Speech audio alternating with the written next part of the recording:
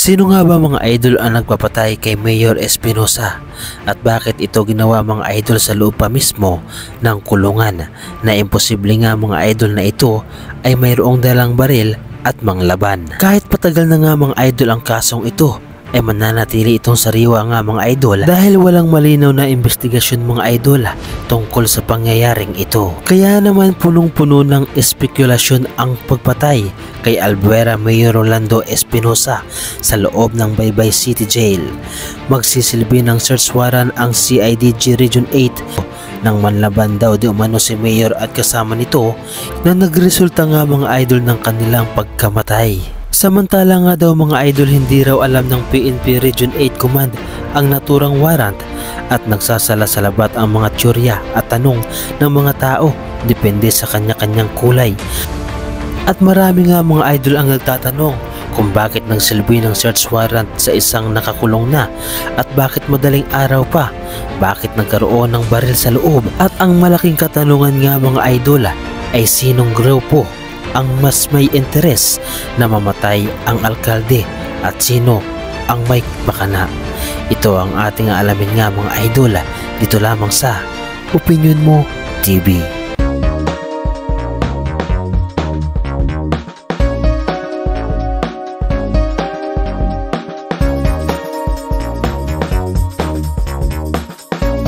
Marami nga mga idol ang mga kapulisan na sangkot sa pagkamatay ni Mayor Espinosa at kabilang nga dito nga mga idol si Marcos na kung saan nga mga idol ay itinuro mismo ng anak ni Mayor Espinosa na si Kerwin Espinosa. Subalit ito nga mga idol ay may iniitinanggi ni Marcos at biniltahan pa nga mga idol nito si Kerwin Espinosa na sinungaling at hindi dapat pagkatiwalaan. Sinungaling talaga yan, drug lord yan eh. Sa credibility lang para sa akin zero yan. Si Espinosa, bakit tayo nakikinig sa isang drug lord? Pag-aaway-awayin ng pulis para siguro ma-divert yung, hindi lang siguro, para may divert doon kami mag-focus gaya nung ganito nangyayari. Imbis mag-focus kami doon sa mga drug lord, tapusin yung illegal drug sa Pilipinas, nandito kami nagtatalo-talo. Samantala nga mga idol ang Commander-Chief at nooy Presidente ng ating bansang Pilipinas na si Rodrigo Roa Duterte ay dinipinsahan nga mga idol ang mga pulis na ito na sangkot sa pagpatay kay Mayor Espinosa. At naayon pa nga mismo nga mga idol sa kanya at sa mismong bibig niya ng galing na kahit mali di umano nga mga idol ang mga pulis na ito ay kanya pa rin itong paniniwalaan at ipagtatanggol, at kahit anuman nga mga idol ang mangyari ay hindi niya hayaan na ang mga ito ay makulong. Of course I will believe the police. Even if it is not true, I will believe the police and you, the military guys. Kasi magkasama tayo sa gobyerno, ako yung commander-in-chief. So kung sabihin ko sa inyo ang nangyari, yun na yun para sa akin. Ganito umiiral mga idol ang batas noong panahon ni dating President Duterte na kahit marami nga mga idol ang namamatay at kahit mga inosente pa ang napatay, basta't ang sangkot dito nga mga idol ay mga kapulisan, ay para sa kanya ang lahat ng ito ay tama at mas paniniwalaan pa niya nga mga idol ang mga ito kaysa sa mga biktima. Samantala nga mga idol bago mamatay si Mayor Espinosa nga mga idol ay nagpahiwatig pa ito na ang sabi nga mga idol ni Mayor Espinosa ay maaaring siya ay mamamatay kung sakali nga na hindi niya masunod ang gusto ni Bato de la Rosa at ng Pangulo. At kung sakali nga mga idol na hindi masunod ang mga sinasabi ni Bato de la Rosa ay ganito ang sasapitin niya. Patayin na to ni General de la Rosa pag nag-back out ako. I'll take his word. Siya na mismo na patayin ko siya. Papatayin ko talaga pag siya'y niluloko niya ako. Niluloko niya yung presidente. Ganito mga idol ang mga kaganapan noong panahon ni Duterte na kung saan nga mga idol ang nangyari kay Mayor Espinosa ay maituturing na AGK o extrajudicial killing na nagpapatunay nga mga idol na walang sapat na hustisya na nakakamit ang mga biktima noong war on drugs ni Duterte. Kaya naman ito na marahil nga mga idol ang pagkakataon para sa lahat ng mga biktima nga mga idol na kung saan ay panahon na mismo ang sumisingil para sa mga Duterte at sa mga kasama nito katulad ni Bato de la Rosa na kung saan nga mga idol ay sila ang nagpasimuno ng war on drugs. Na noong mga panahon nga mga idol, kahit sumisigaw ng hustisya ang taong bayan at lahat ng mga nabiktima ng war on drugs ng mga AJK ay tila nga mga idol mas pinaniniwalaan pa ni dating Pangulong Duterte ang mga kapulisan at pilit pa rin niya itong ipinagtatanggol. At kahit makailang bisis mong maririnig mga idol ay parating ito ang kanyang sinasabi na ang mga kapulisan ay sagot niya at hindi siya papayag na sila ay makulong. I will not allow these guys to go to prison. Maski na sabihin ng NBI ang murder. Total, under mo yung NBI ko. Ay, under ko rin yan Department of Justice. Kaya naman mas naniniwala nga mga idol ako kay Trillanes na kung saan nga mga idol ay sinasabi niya na protektado nga mga idol ni Duterte ang mga kaalyado niya, na kahit nga mga idol illegal na gawain basta kanyang kaalyado ay poprotektahan niya. Subalit kung ikaw nga mga idol ay kontra sa kanya at kalaban niya, ay mayroon kang kalalagyan. Political will daw, galit siya sa droga, pero yung commissioner na nagpasok ng droga, pre-nomote niya. Ano ngayon ang political will doon? Hindi. Basta't kasama ka sa sindikato niya, protektado ka. Pag wala, sisibakin ka para may masasabing may anti-corruption na siya. Alam niyo, basang-basa tong tao na to siguro someday mababasa na rin siya na ordinaryong Pilipino. Pero at ang labis na nakakagulat nga mga idol ay matapos nga mga idol ang termino ni Duterte at matapos nga siya ay batikusin, ay sinasabi niya nga mga idol na wala siyang ginawang kasalanan sa bansang Pilipinas at sa sambayan ng Pilipino, na ayon pa nga mga idol sa kanya ay wala siyang maalala na ginawa niyang masama.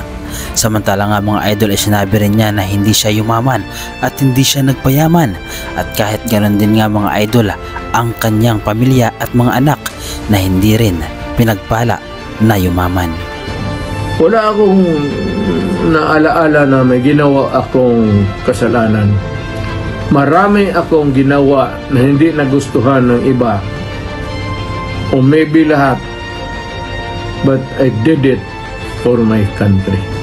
Hindi ako yumaman, wala akong nakuha, pobre pa rin ako, and wala kayo nakita na nagdagdag na isang nipahat sa bahay ko.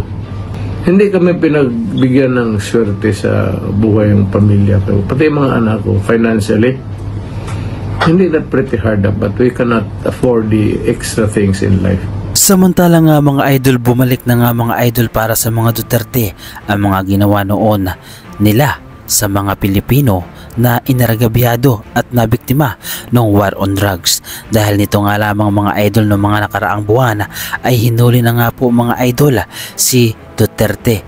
At dito nga mga idol ay makikita natin na sila ay nananawagan ng tamang proseso at hustisya para nga mga idol maprotektahan di umano ang dating Pangulo. Dahil nga mga idol ito ay marami na di umanong sakit dahil sa katandaan. Ito ay ayon kay Bungo na kanang kamay ni Duterte. Ang nooy mga biktima nga mga idol ng war on drugs at AJK nung panahon ni Duterte sa war on drugs ay hindi nabigyan ng tamang hustisya at walang tamang proseso nga mga idol upang makamit ang kanilang ipinaglalabang karapatan. Subalit nang ngayong sila nga mga idol ang inahabol na ng batas at ng ICC, ay sila na ngayon nga mga idol ang sumisigaw ng kanilang karapatan. Nandito po ang doktor ni former President Duterte, si Doc Agnes, at dalawa pang doktor. Constitutional right po ng bawat Pilipino unahin ang medical. May procedure po siya bukas, kaya po siya dito, may dala kaming ambulansya. Marami po siyang sakit. Mag-80 years old na po siya. March 28, mag-80 years old na po yung matanda. You wanted to bring him to... Alam nyo, kawawa. At tila nga mga idol naghahanap ng kasama itong si Duterte na makasama niya sa loob ng ICC, dahil itinuro niya nga mga idol si Bato de la Rosa bilang kasapi ng DDS o ang tinatawag na Davao Death Squad. Meron akong death squad. Yung isang senador, yan nakaupo niyan, si Senator de la Rosa. Death squad rin yan. Subalit kanya-kanyang palusot na nga mga idol ang mga sangkot sa mga nangyari noon. Dahil tila ngayon nga mga idol hugas kamay na sila at tila ayaw nilang samahan si Duterte sa ICC. Katulad na lamang mga idol ni Bato de la Rosa na sobrang tapang noon pero tila takot-takot na siya ngayon. Oh, humarap ko sa kamera. Oh, fix man, oh. Mamatay man ako. Hindi ako membro ng Double Death Squad. Ang takot ko lang makulong, mapalayo ako sa mga apo ko. Yun lang kinatakutan ko na I love my apo very much. Tapos lalaki sila na wala silang apo, wala silang lolo. I-love na love pa naman ako ng mga apo ko. Tatlo yung apo ko eh. Paano ko dadalhin sa dahig yun? Just in case makulong ako. Di ba? So, yan lang kinatakutan ko. Napalayo sa mga mahal ko sa buhay. Nasa huli ang pagsisisi at kung sakali nga mga idol na mangyari ang lahat ng ito, ang lahat ng ito nga mga idol ay dahil na rin sa kanilang mga kagagawan. At ang kasabihan nga mga idol ay umiiral sa ating lahat ng mga tao dito sa mundo. Kasabihan na huwag mong gagawin sa iba ang ayaw mong gawin sa iyo. Dahil makatakas ka man mga idol ng ilang araw, ilang buwan o ilang taon ay hindi natutulog ang karma. Dahil dalawang bagay lamang mga idol ang karma na kapag gumawa ka ng mabuti sa iyong kapwa ay mayroong kang good karma. Subalit kapag masama ang iyong ginawa sa iyong kapwa, bad karma ang iyong aabutin. Kung kayo ang tatanungin mga idol, nangyayari na nga ba mga idol sa pamilyang Duterte at sa mga kasama nito ang mga ginawa nila sa mga tao noon na biktima ng war on drugs? Naniniwala ba kayo mga idol sa salitang karma at sa kasabihang huwag mong gagawin sa iba kung ayaw mong gawin sa iyo? Ano ang masasabi ninyo mga idol sa reaction video na ito? Ano ang inyong opinyon patungkol dito? Ibahagi mo naman mga idol ang iyong reaksyon at opinyon sa ating comment section.